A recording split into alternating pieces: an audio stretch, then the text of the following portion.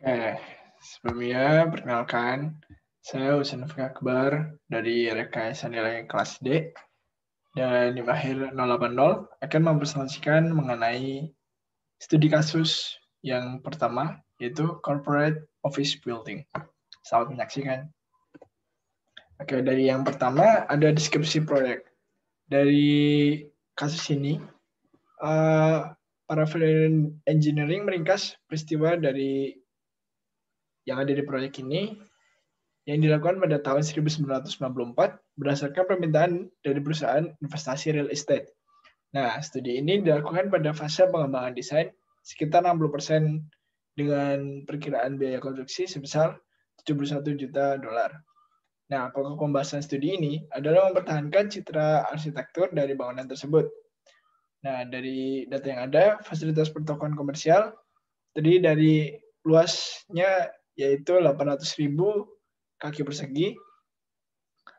Terus ada 3 lantai basement, 3 lantai pertokoan, 1 lantai mezzanine, 2 tower perkantoran 17 lantai, dan juga tim yang melakukan studi rekayasa nilai, yaitu arsitektur, struktural, mekanikal, dan elektrikal. Lanjut, dari ringkasan hasilnya, tim menghasilkan 130 ide untuk memperbaiki nilai proyek. Dari ide-ide tersebut, 50 proposal termasuk alternatif telah direkomendasikan dengan penghematan initial cost mencapai 14,5 juta dolar. Nah, apabila semua proposal diimplementasikan, maka akan menghasilkan penghematan tambahan pada fasilitas operasional dan pemeliharaan sebesar setengah juta dolar per tahun.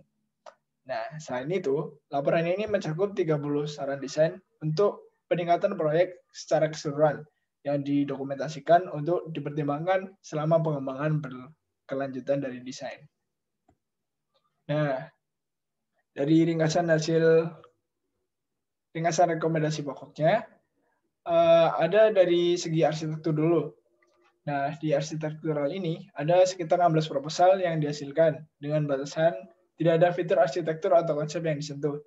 Nah, bagian utama yang diisolasi yaitu yang pertama, menghentikan lift pada atas lantai dasar, menambahkan lift hidrolik untuk basement, dan menghentikan lift pada setiap menara di lantai 16. Ide ini menghasilkan penghematan sekitar 1,33 juta dolar dan memperbaiki layanan lift pada skema di masa depan, yaitu marginal. Lalu yang kedua, ada menghapus eskalator dan tangga pada bagian utara hingga area pada perkantoran baru. Sekitar 0,75 juta dolar akan dihemat karena arus lalu lintas dan pemisahan lalu lintas meniadakan nilai layanan eskalator. Sebagai catatan di sini, penghematan signifikan dalam pemeliharaan dan operasional akan terrealisasikan dengan mengimplementasikan item di atas tadi. Lalu ada yang ketiga yaitu memodifikasi dinding penthouse lebih murah, tetapi dapat memadai dan memodifikasi dinding interior sekitar setengah juta dolar. Lalu ada merelokasi dan menghilangkan satu set tangga luar menuju basement yang tidak diperlukan. Dapat menghemat sekitar 0,13 juta dolar. Lalu menggunakan kategori yang lebih rendah untuk material akhir yang masih memenuhi keinginan pemilik untuk mendekatkan biaya terhadap anggaran.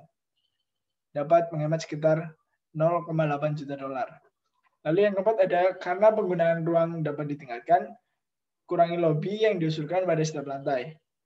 Dengan mengubah tata letak, ruangan menjadi dapat digunakan atau bisa disewakan dan akan meningkatkan pendapatan sebanyak 70.000 dolar per tahunnya.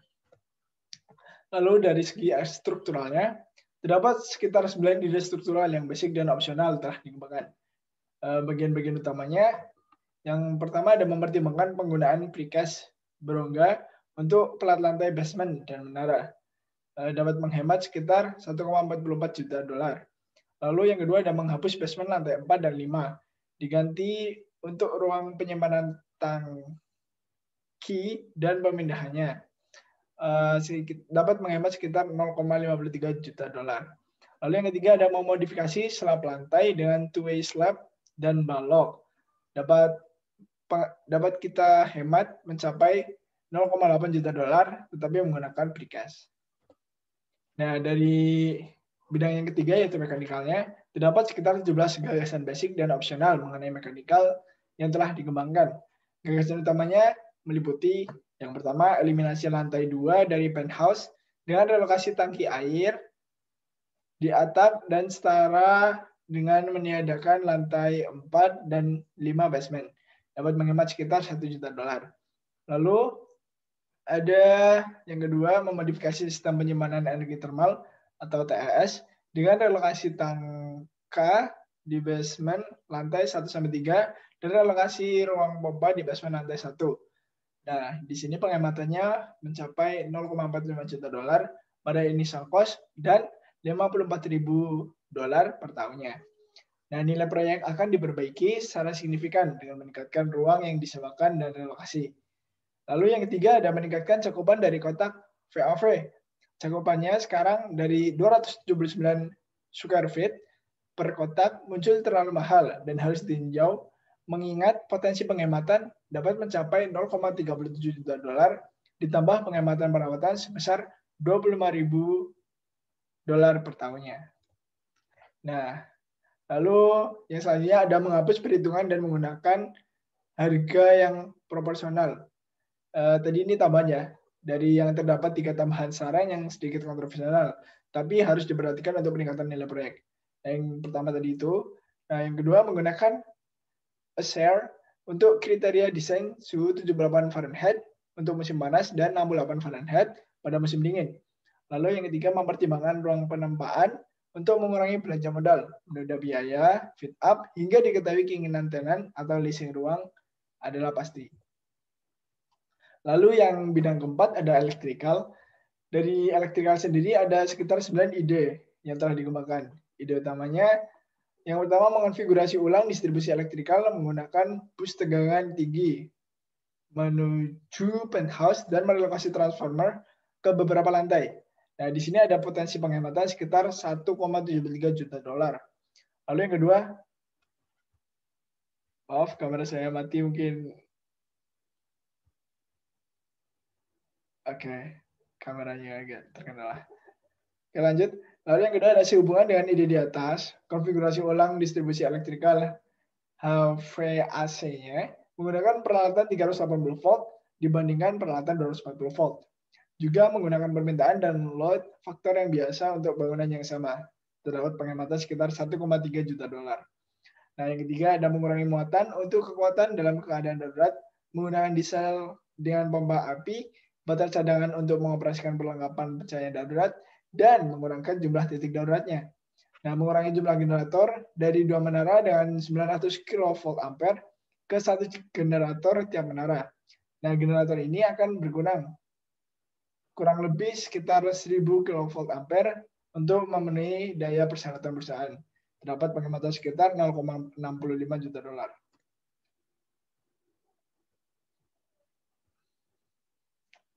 Lalu yang terakhir ada mengubah jumlah pencahayaan. Hapus pencahayaan. Dengan menghapus pencahayaan penekanan untuk bagian dalam dinding eksterior masuk area kantor di mana kontrol dipertanyakan. Perubahan dari penggunaan parabola menjadi lebih murah, perlengkapan kantor yang memuaskan, dan konfigurasi ulang sistem terpilih. Nah, dari hal ini kita dapat menghemat sekitar $0,35 juta dalam biaya awal dan $20.000 per tahun dalam biaya tahunannya. Nah, dari segi biayanya, selama fase awal lokakarya atau workshopnya, estimasi AE ditinjau oleh tim VE dan sejumlah pertanyaan biaya dihasilkan. Tim VE dan perwakilan AE duduk dan menyetujui estimasi dasar baru, yaitu sekitar $70.634 untuk bangunannya. Nah, satu-satunya poin yang dipertanyakan adalah luas bangunan, sekitar 35.000 square feet dari area bruto ekstra dihitung oleh tim VE. Itu dianggap oleh tim AE tidak penting pada fase desain ini.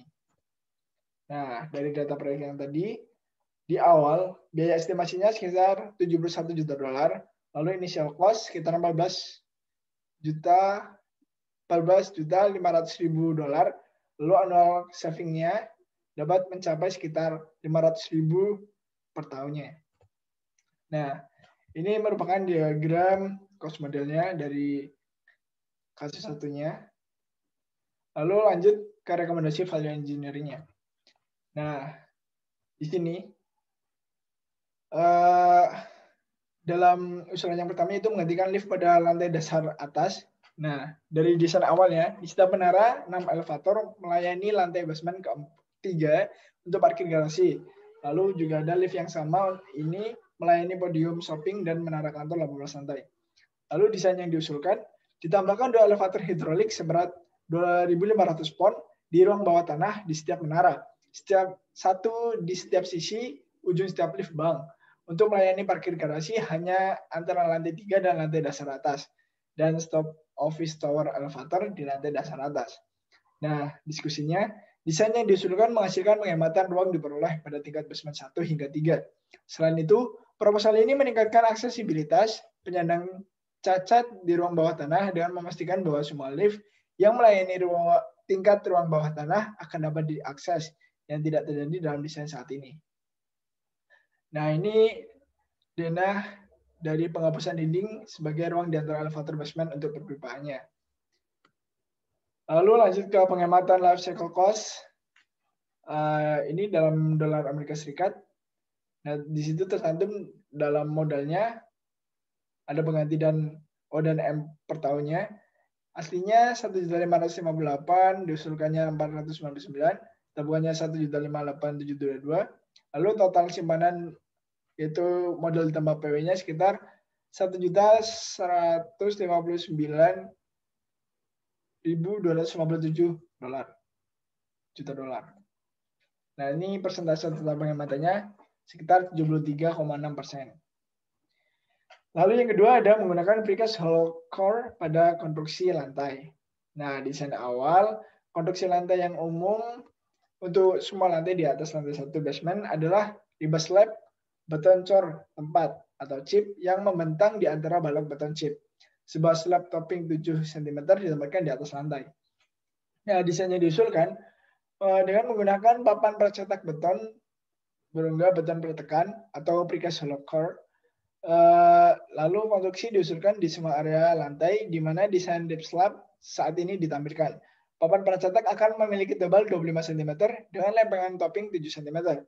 Topping juga disediakan dalam desain aslinya. Papan berongga inti akan span 10 meter dengan bentang jelas 9 meter antara balok beton CIP berjalan ke arah NS atau North sampai South. Lalu diskusinya, desain yang diusulkan menghasilkan penghematan yang signifikan dalam biaya dan konstruksi. Selain itu, seorang spesialis dalam penggunaan produk percetak struktural sangat merekomendasikan penggunaan papan berongga inti karena ekonomis dan tersedia. Nah, ini penggunaan life cycle cost dalam dolar Amerika Serikatnya. Total simpanannya mencapai 1.441.800 juta dolar. Nah, ini persentase total penghematannya terdapat sekitar 33,9%.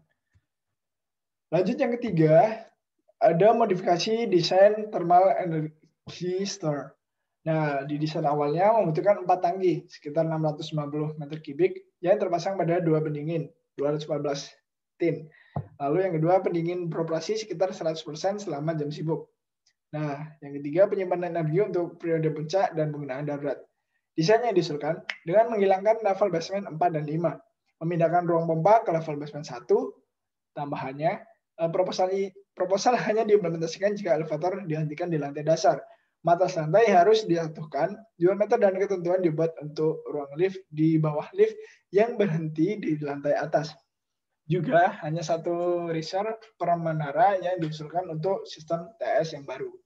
Nah, diskusi yang terjadi terdapat kesimpulan sebagai berikut. Alternatif ini akan membutuhkan sekitar $124.000 konstruksi tangki dan dampak sewa berkurang karena relokasi ruang pompa dari lantai 1 ke ruang bawah tanah. Lalu luas tangki yang terlibat 7 meter dikali 13 meter dikali 3 lantai sekitar 756 meter persegi. Nah, biaya sewa hilang per tahun sekitar $30.150 per area tangki dikalikan dengan 2 area tangki, jadi diperoleh sekitar $60.300 per tahun. Nah, proposal ini sekarang menunjukkan pengembalian investasi sekitar 48,4% lebih tinggi dari desain asli, yaitu hanya sekitar 21,3%. Catatan, proposal ini harus dievaluasi untuk kedalaman tangki 10,6 meter versus vs 12,0 meter. Ideal. Alokasi ruang pompa TS dan penggunaan 1 riser per menara. Nah, ini merupakan gambaran dari TS tangkinya. Terdapat elevasi di atas lantai 2,95 meter, elevasi di atas tangkinya sekitar 2,3 meter, elevasi di antara tangkinya sekitar 12,9 meter, lalu volume tangkinya sekitar 3.224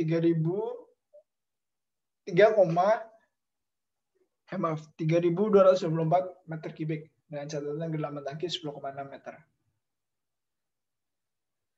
Oke, lalu penghematan life cycle cost-nya sekitar 900, total simpanannya sekitar 975 US dollar. Nah, persentase total penghematan sekitar 36%. Lalu yang keempat ada mengonfigurasi ulang distribusi listrik. Dari desain awalnya, sistem yang ada menggunakan pengumpan 13,8 kV dari ruang perusahaan listrik lokal yang terhubung dengan 4 transformator kV-ampere.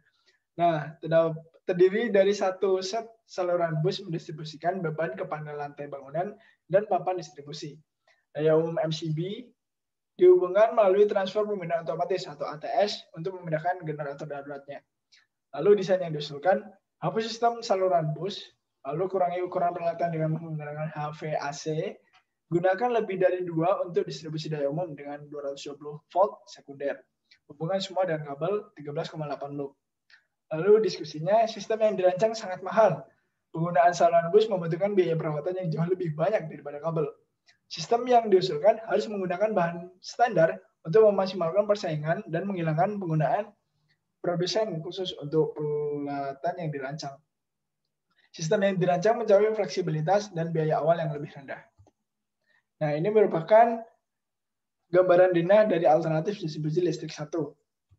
Dan yang ini merupakan alternatif distribusi listrik kedua. Lalu penghematan life cycle cost dari total simpanannya mencapai 1.897.974 US dollar. Nah, persentase total penghematannya sekitar 74,7%. Nah, kesimpulannya, semua rekomendasi dan saran desain di atas terkandung dalam ringkasan hasil laporan ini. Nah, singkatnya sekitar 50 ide jika diterapkan akan berarti penghematan hingga 14,5 juta dolar. Biasanya semua ide tidak mungkin diterima, namun hasil dari lokakarya ini harus membuktikan tidak hanya mengurangi biaya awal, tetapi juga mempengaruhi biaya kepemilikan lanjutan pada kisaran 265.000 per tahunnya. Nah, sekian yang dapat saya sampaikan. Kurang lebihnya saya mohon maaf. Wassalamualaikum warahmatullahi wabarakatuh.